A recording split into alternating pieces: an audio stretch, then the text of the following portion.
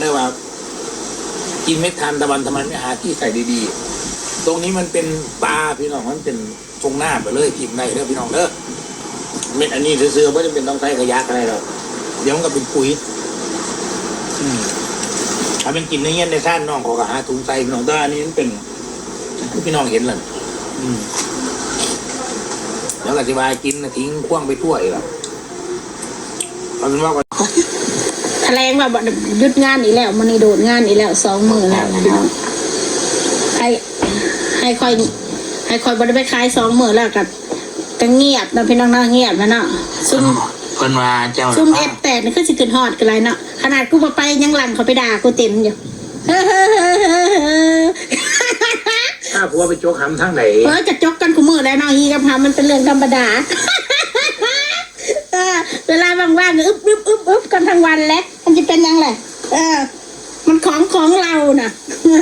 ไม่ใช่ของคุณนะน่ไม่ได้ไปแย่งของใครอ่ะหมักใครหมักมันเนาะผัวผู้ให้กับเมียกับหักเมียผู้ให้ผัวกับหักอยู่น้ำกันจน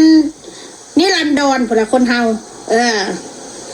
เขาก็ไม่ได้ไปขายดอกพี่น้องมันลำบากใจหลายอย่างหลายแนวหลายกันเลยขึ้นไปขึ้นมากูจะขายดีบ่หรือบ่ขายดีนั่งขึ้นอยู่ได้เนี่ยนะมันลำบากใจหลายอย่างหลายแนวเลยจังสี่บ่มีความเกรงใจข่อยก็มาขึ้นเบิ่งหลายอย่างแม่นความที่เขาเว้าแม่นได้มันเป็นกาฝากว่าซั่นซะมันคือเป็นกาอยู่ในฝูงหงส์หนูน้องพี่น้องเขาเป็นกาอยู่ในฝูงหงส์เขานะเขามันคนบดีพี่น้องไปทางใดคนเขาก็เว้าเขาก็ว่าเขาก็สั่งไปอยู่เฮือนน้องเขาก็บอกให้ไล่นี้ค่ะแม่มาอยู่เฮือนแม่นี่ไล่นี้ไม่ได้เฮือนหลังหนึ่งไล่ไม่ได้นะกูก็มีสิทธิ์เหมือนกันนะบอกไว้ให้สิทธิ์นั้นกูก็ต้องได้ครอบครองเหมือนกันนะเบิ่งซะก่อนพี่น้องเอ้ยเมื่อใดอารมณ์ดีกับจังสิขายเมื่อใดอารมณ์บ่ดีกับบริขายดอกครับเบิ่งก่อนจะคลองเฮือนของซานเขาบริวารเนี่ยดอกจะซุ้มม้ากาฝากทั้งหลายมันคอมเมนต์ให้มันอยู่มันแย่จะคลองเฮือนของซานเขาก็ดีอยู่ดอกขายโหลดนางมนเอ้ยเจ้ากับขายโหลดก็โอเคอยู่เขาก็เข้าใจอยู่ดอกขายกันนะแต่พอเกิดมันถึงแรงกดดันลายเกินไปกันมันก็บ่เป็นตานะพี่น้องมันเป็นตาแบบคือว่าอีหยังวะกูไปอยู่มองได้ก็ต้องมาหวังให้กูอยู่ของกูก็มาหวังให้กูแบบนี้ฮะนะแปลว่าหาด่าแต่ FC หาเบ้าแต่ใส่คนหาด่าแต่คนจังสั้นจังซี่มันบ่แม่นได้ถ้าคนมันบ่พิมพ์มาด่ากูด่าคนบ่เป็นได้กูบ่อยากอายด่าว่าซั่นจ้ะคน1คนบ่เคยเฮ็ดหยังให้เฮาแล้วเฮาไปเว้าให้เขานี่บ่ได้พี่น้องข่อยอยากอายข่อยอยากอายกูบอกตรงๆเลยได้แล้วเราก็แล้วไปแต่ผู้ใดว่าอาฆาตกับกูกะแล้วแต่มึงว่าซั่นซะ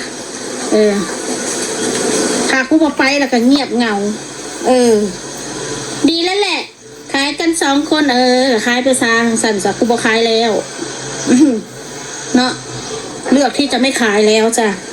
เดี๋ยวกูไปหาทำเลใหม่ก็ได้เดี๋ยวกูไปหาร้านใหม่ก็ได้กูสิไปเช่าร้านเป็นกิจลักษณะกูหาทุนก่อนเฮ็ดของเจ้าของเองดีกว่านะพี่น้องก็ได้อยู่ขายไปดีกว่าอาชีพเจ้าของขายของไปน้ำเด็ด YouTube ไปน้ำได้หน่อยได้หลายกระซังมันหาเตามึงได้นี่งานเตาตื่นแล้วมันบ่มีเราไม่ตัด4-5,000ขึ้นไปเดือนหนึ่งประมาณนี้เนาะขนาดขนาดบ้านพักบ้านอยู่นั่นก็จะมีอยู่บ้านของบ้านแต่ว่ามันขายของบ่ได้เนี่ยเขาต้องหาที่มันขายของได้อยากได้แบบขายได้นอนได้เนี่ยหันเลยนะมีบอกแม่นแหละสบายใจกว่ากันแม่นยุ่งไม่หรอกพระเจ้าก็แลนหนาแลนหลังเกรงใจก่อนเขาไม่ได้แลนคือเพื่อนคือซ่านเขาดอกเขาก็แลนอยู่อ้อมเพื่อนอยู่หันแหละแต่เฮากับเกรงใจเขามันก็เกรงใจหลายอย่างหันแหละใส่น้ำใส่ไฟก็อยู่ในหันแม่น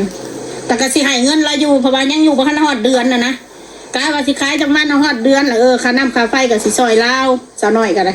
บ่ใส่ของคนพี่ดอกพี่น้องก็สิจ่ายซอยลาวค่าไฟนะน้ำบ่ได้เสียดอกมันเสียค่าไฟดอกเพราะน้ำมันเป็นน้ำบาดาลน้ำใดเด้ซะมันเบิ่งแม่ไปถามเบิ่งแม่ทว่าเฮ็ดมาได้ทางลักษณะนี้นะคอยสิถามเบิ่งแล้วบ่ให้คนเฒ่าบ่ไปถามมึงดูว่าน้องให้เฒ่าบ่มันมีหม่องอยู่หม่องนอนบ่ล่ะ เอาเป็นเพื่อนกันนอนก็หันแล้ว เออ ไม่อุ่นแล้วไปเสาห้องหันไม่จะ300,000หาเลย ถึกๆนึงบ่ อ้าวไม่อุ่นแล้วเลิกกับผัวแล้วไปเสาเพื่อนไหมทั้งวันอยู่ พอดีนะค่ะไปเซาอยู่หันเจ้าก็ไปอยู่นะหันกับเฮาขายของอยู่หัน ลูกเราเสาให้เราอยู่แต่ถ้าไม่อุ่นแล้วเราสุขภาพ ขายไปนี่แหละพี่น้องได้หน่อยได้ไรก็สั่งมันบ่ได้กันละเมื่อได้ขายก็ดีไปเฮาข่อยบ่จมดอกได้ขายหรือบ่ได้ขายข่อยบ่ได้ซีเรียสของข่อยนะดังหน่อยเฮาก็เฮาเฮ็ดคลิปนำว่าซั่นซะบ่มีคนซื้อเฮาก็เฮ็ดกินเองเฮาอยู่แล้วอยู่บ่ได้เฮาก็ใช้จ่ายอยู่แล้วนะพี่น้อง เห็ดเป็นยังไปซื้อมาเห็ดกินขิดอยู่แล้ว แม่นบ่เฮ็ดเฮาแฮงใส่เงินเบิดหลายกว่าหั่นว่าซั่นซะ ยังหน่อยก็มีแม่ละไปมันตามแม่เนี่ยคงตั้งตากันได้ลูกค้าละเด้ยังหน่อยเดือนลุงเบิ้ลขี่ไปเอาไอ้กูได้คกนึงนะแม่เนาะจะได้2 คกละเด้ ครับเฮ็ดของเฮาเองมันต้องสบายใจ บ้าเพชรกันยี่ได้หา แต่อาศัยคนละมันคนกันเองนะเขาเข้าใจเขาเข้าใจเขาเข้าใจกันคนกันเอง แม่หน่อยคนรถดีแท้ แต่คนอื่นนะมันบ่เข้าใจ แต่คนพิมพ์น่ะเขาบอกมีอคติกับบุคคล ชาประพาบ่เข้าใจก็อยู่ น้อยเราบริวารเนี่ยกับลูกกับหลานเราก็เจอ พอวันเรารถดีพอวันนี่ยังทำให้กิน เรามาหักลูกหักหลาน แต่ว่าอันคนพิมพ์อะไรพี่น้องอันนั้นอันเนาะอันแม่ เหาะเด้ อันนี้อันเนาะ เหาะอย่าให้มันมาใกล้เด้อติอย่ามันเหยียดเด้อสิจะเป็นหน้าด้านคักว่าซั่น ว่าคือขวัญกระดังม่นนี่ ออกมาด่าเขาละกาไปกินของเขาเป็นหน้าด้านคักสู้ก็เห็นกูกินคือกันก็กินข้าวเปียกมื้อนั่นแหละสิว่าพูดกินข้าวเปียกรอดแล้วยังบ่แล้วคือกินข้าวเปียกนั่นแหละว่าไม่เคยกินของฟรีอันซันนั่นมึงก็สิว่าฟรีก็รอกก็ดีอ่ะสิอันข้าวเปียกอันถ้วยน้อยๆอันหาตักมากินก่อนกูซีมันกูก็กินตามมารยาทจริงแล้วกูก็บ่ได้อยากหรอกเอาบ่มนแล้วก็ตักให้กูก็เอาถ้าสิว่าบ่เอาเขาก็สิว่าเฮาบ่กินของเขาเขาก็ถ่ายคลิปของเขาเขาสิว่าไม่กินแล้วเขาสิถ่ายคลิปก็สิย่างนี้เลยติคิดบอกละคนเฮาน่ะมันสิเป็นอะไรล่ะบัดนี้ความรู้สึกเอาทำเนี่ยกับอันไข่งงกับคอมเมนต์อย่ามาใส่คำว่าอันบ่เคยกินของฟรีดอกกูกินก็คือเขาก็กินของกูคือกันกูก็กินของคนที่เขากินของกูบ่แม่นกูบ่เคยให้เงินน้องนัดกูก็ให้แล้วได้แต่กี้ถ้ากูมีเงินกูมากูให้จะละ500ให้หลาน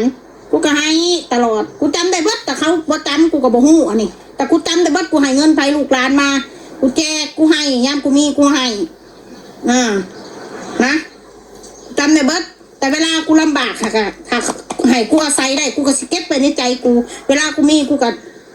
ทดแทนบุญคุณว่าซั่นซะแต่ตอนนี้กูบ่มีบ่มีก็อย่ามายันใส่กูหลายอย่ามาว่าเหยียดยันกูหลาย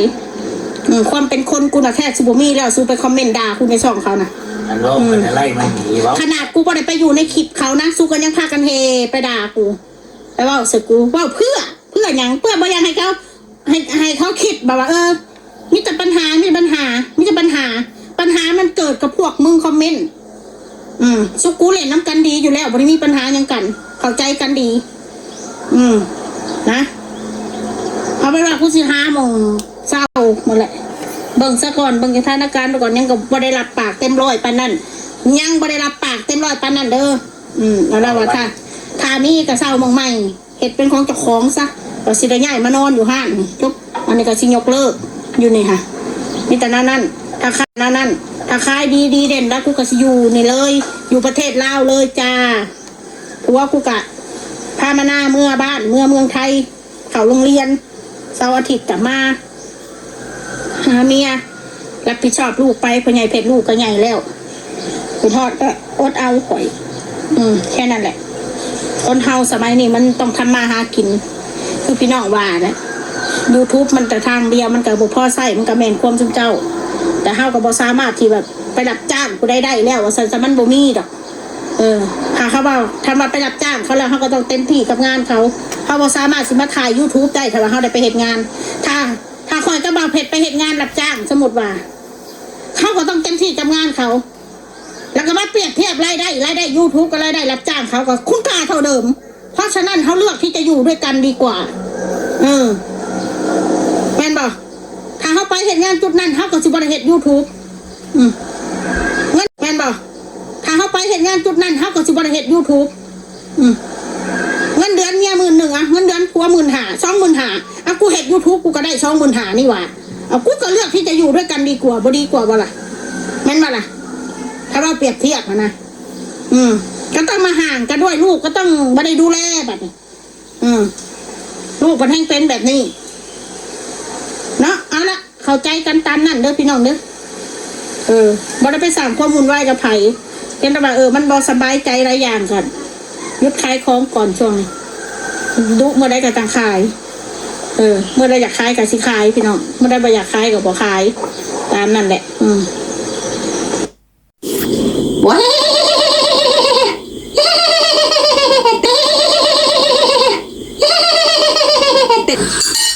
ปิดตาปิดหูนั่น